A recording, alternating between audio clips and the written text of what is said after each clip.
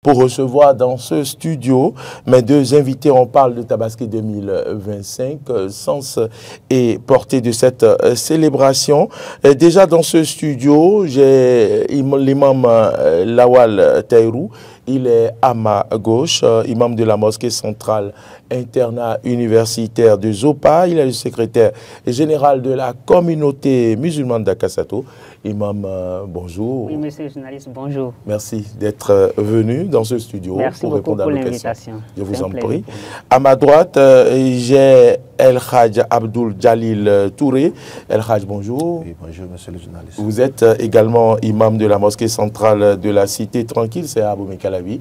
Vous êtes secrétaire général de l'Union des imams de l'Atlantique. Merci à vous d'avoir répondu présent à mon invitation. Imam Lawal, je me tourne vers vous. C'est quoi la Tabaski? Merci beaucoup, monsieur le journaliste. Bismillah, walhamdulillah, wa salatu wa salamu ala rasulillah. Louange à Allah, paix et bénédiction sur le messager d'Allah. La Tabaski, encore appelée Eid al-Adha ou encore Eid al-Kabir, c'est une grande fête que commémore la communauté musulmane le 10e jour du 12e mois du calendrier lunaire qu'on appelle Zulhijjah. Donc le 10e jour de ce mois est marqué par deux actes fondamentaux, la prière et également le sacrifice. Donc c'est ce sacrifice-là, dans le but de nous rapprocher davantage à notre Seigneur, qu'on appelle communément Tabaski. Donc la Tabaski, c'est une grande fête de la communauté musulmane. L'une des deux grandes fêtes d'ailleurs. L'une des deux puisque nous avons la fête de Ramadan et 2 mois, 10 jours après, il y a la fête de Tabaski. Voilà. Est-ce que l'imam Touré, El Hadj Touré veut compléter quelque chose? Bon, je pense que d'après ce que notre cher imam vient de le dire, tout d'abord, porter les louanges à Allah, créateur des cieux et la terre. Il a déjà tout dit. Pour résumer, ce n'est rien d'autre qu'une adoration. Une adoration dans laquelle Dieu le Tout-Puissant nous a recommandé certains actes d'adoration phares dans cette adoration qui n'est rien d'autre que la prière, la tabaski ou l'immolation qu'il vient de décrire. Et dans quelles conditions faut-il donc célébrer, accueillir cette fête? Donc la première des conditions dans lesquelles cette recommandation a été appelé par les musulmans, ce n'est rien d'autre d'abord d'avoir les moyens. Parce que là, c'est les moyens qui nous amènent à répondre à cette obligation, qui est une grande fête pour nous, parce que nous devons immoler des bêtes. Donc, si tu as les moyens, en ce temps, cela est obligatoire sur toi. Si tu n'as pas les moyens, ce n'est pas une obligation. Donc, une fois que tu as les moyens, donc c'est en ce temps que tu vas répondre à cette obligation et tu dois le faire selon les normes. Et selon les normes, il y a des bêtes qui sont recommandées et parmi tant d'autres bêtes, tu dois choisir selon ta possibilité, ta capacité pour immoler avec une bonne intention sincère pour Allah, créateur des cieux et la terre.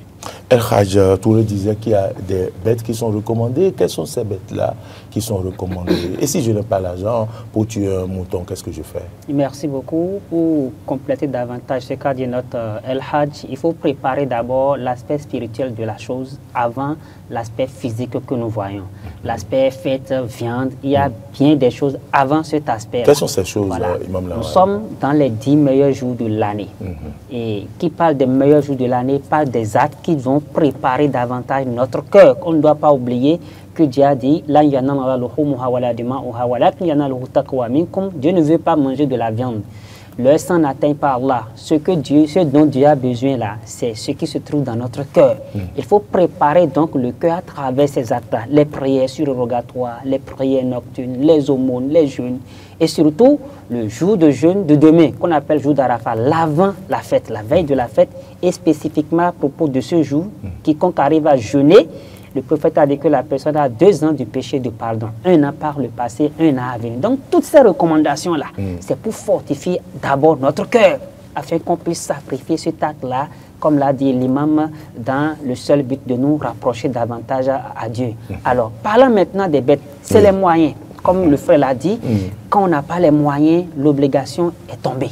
Tu ne dois pas aller m'endetter, courir de gauche à droite, je dois forcément... Non, non, non, non. Quand on n'a pas les moyens, là, il n'y a pas de contrainte dans la religion. Donc, si les moyens sont au rendez-vous, et je ne le fais pas également, c'est un péché.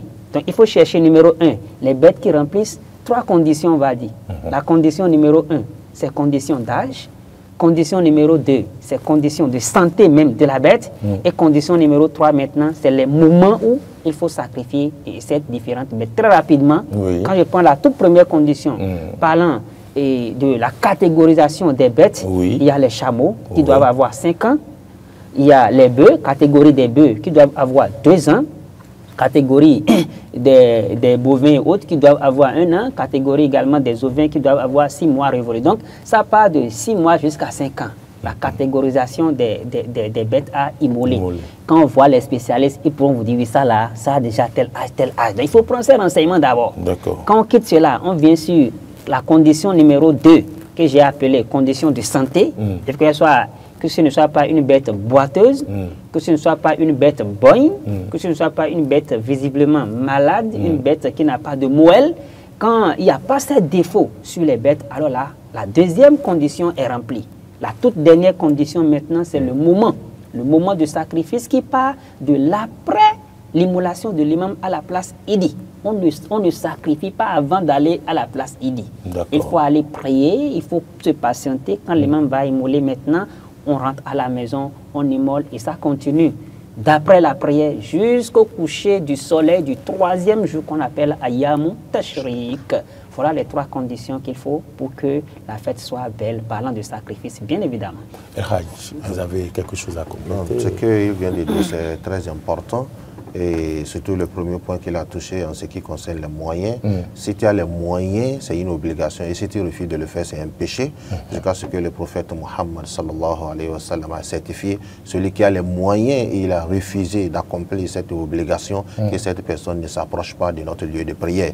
Donc c'est une obligation. Si tu refuses de le faire, c'est un péché. Et secondo, là où il a dit, il faut attendre d'abord que l'imam de l'aide où tu as prié immole avant que tu n'entres pour immoler. Si tu immoles avant, que ce n'est rien d'autre qui ne vienne pour vous, ce n'est pas un sacrifice, il faut refaire cela après imam avant d'avoir des récompenses dignes de cet sacrifice.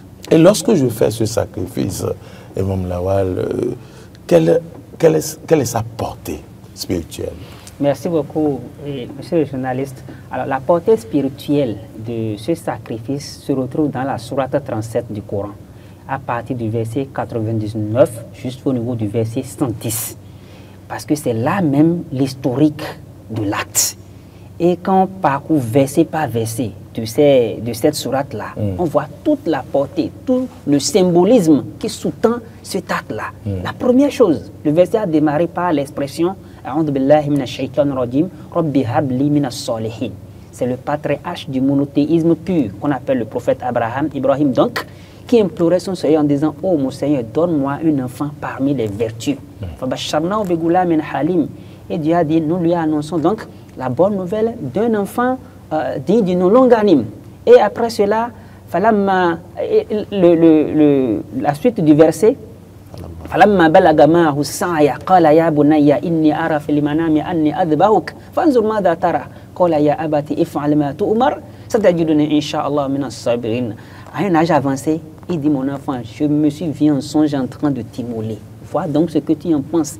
Et l'enfant dit, mon papa, fais ce qui t'a été ordonné. Par la grâce de Dieu, tu me trouveras parmi les vertus. Donc quand on prend déjà ces quelques versets, on voit déjà que l'acte numéro 1, qui est la leçon qu'il faut retenir fondamentalement de cet acte de sacrifice, c'est d'abord de savoir que quels que soient nos besoins sur terre, la seule personne, le seul être suprême vers qui on peut l'orienter, c'est Dieu le Tout-Puissant. Deuxième chose, quel que soit ce que nous avons de plus cher, on doit être en mesure de pouvoir le sacrifier pour l'être suprême qui est Dieu. Et enfin, l'aspect âge qui est mentionné dans ce verset-là doit retenir notre attention. Parce que avant que l'enfant n'ait cet âge-là, le père a travaillé de l'éducation qu'il faut. Et c'est cette éducation que Dieu a béni l'enfant, a pu se soumettre à l'ordre de son papa. Ça voudra dire que cela nous interpelle à plusieurs égards. Quelle éducation nous donnons à nos enfants? 3, 5 ans, il y a une forme d'éducation. 7 ans, 8 ans, une forme d'éducation. À chaque âge correspond une éducation bien donnée. Cela nous interpelle également à plusieurs égards. Mais ce qui est important ici, c'est à la fin, Dieu a remplacé cet enfant-là par une immolation généreuse pour nous dire, quand tu es toujours avec Dieu, quelles que soient les péripéties, quelles que soient les épreuves devant toi, Dieu vient toujours au secours pour te permettre de surmonter bien évidemment, ces différentes épreuves-là. Donc, au-delà de l'aspect viande, nous avons l'aspect foi qui est mentionné à travers cet événement, et nous avons également l'aspect partage à travers la manière dont il est recommandé de partager cette viande. Comme pour dire, c'est l'amour, c'est l'harmonie, c'est l'unité qui doit régner entre nous. Puisque l'imam Lawal parle du partage, je me retourne vers vous, imam Touré. Oui. Le partage, quel symbole? On voit que lorsque le jour de la Tabaski, vous tuez ce mouton-là, vous envoyez une part aux voisins, une part. Combien de parts faites-vous et pourquoi vous faites ce partage? Alhamdulillah, comme monsieur le journaliste, vous venez de le témoigner. Vous savez que dans les pratiques religieuses, on ne fait rien de nos passions, si ce n'est que des recommandations divines et des enseignements provenant du prophète Muhammad sallallahu alayhi wa sallam. Donc, en ce qui concerne le partage, le prophète sallallahu alayhi wa sallam, il y a même un verset qui nous recommande les bêtes que vous voulez démolir, mangez-en et partagez avec les nécessités, et aussi faire des dons. De même aussi, même ceux qui ne sont pas des musulmans, vous pouvez partager avec eux. C'est ça qui va amener quoi? La seule chose qu'on cherche là-bas, c'est la solidarité. Parce que l'islam aime la solidarité. Tout d'abord, dans ce que l'imam vient de nous dire, en ce qui concerne l'histoire d'immolation d'un des grands prophètes de l'islam, donc nous voyons là, il y a 4 choses que nous devons mentionner, qu'il faut d'abord ces choses avant de partager, avant de parler maintenant du partage. Nous voyons la soumission, la reconnaissance et enfin l'intention sincère qu'Abraham avait pris pour pouvoir exécuter ce que Dieu le Tout-Puissant lui a recommandé. Donc avant que tu ne partages tes viandes et trouver des récompenses, il faut que tu aies aussi cette soumission, cette reconnaissance et cette intention sincère afin de pouvoir trouver ces récompenses de partage aux frères, aux nécessités et aux d'autres personnes qui ne sont même pas de la religion musulmane. Imam, vous avez quelque chose à compléter? Merci beaucoup. Ce que nous avons à compléter, c'est pour dire qu'il faut fêter dans la soumission à l'ordre de Dieu. La fête n'est pas une porte ouverte aux actes de désobéissance. On ne fête pas dans l'alcool, on ne fête pas dans la fornication, on ne fête pas dans l'injustice, on ne fête pas avec ce qui va nous exposer davantage à la colère de Dieu. Il faut fêter et manger licitement. Il ne faut pas également exagérer dans le manger. Il faut penser à ceux-là qui, le jour de fête, vont manger difficilement. De quoi manger? Il faut penser à ceux-là. Il faut avoir également une pieuse pensée à ces pays qui sont autour de nous, qui sont dans la guerre. Il faut prier pour eux, pour que la paix puisse y revenir. Et nous-mêmes, que la paix puisse régner dans notre pays. Et surtout l'événement de 2026 qui est devant nous. C'est le moment de prier pour que ces événements se passent également dans la paix, dans la joie et dans l'allégresse. Merci à vous, Imam Lawal. Merci, Imam Touré. Merci à vous tous qui nous avez suivis chez vous, mesdames, messieurs. C'est Rebecca Ougou qui a réalisé cette émission. C'est Alain Alou qui est au son. Martin Ton ici à la diffusion. Modeste Moundé-Kondji, c'est lui le community manager. C'est fini pour cette émission Matin d'Éden de ce jour. Nous sommes le 4 juillet. Retrouvez demain Arthur Roindo pour l'émission de demain. Merci à tous ceux qui nous ont suivis à la radio, sur Diaspora FM. Merci à tous ceux qui nous ont suivis devant leur poste téléviseur. Bonne suite de nos programmes. Bonne journée à toutes et à tous.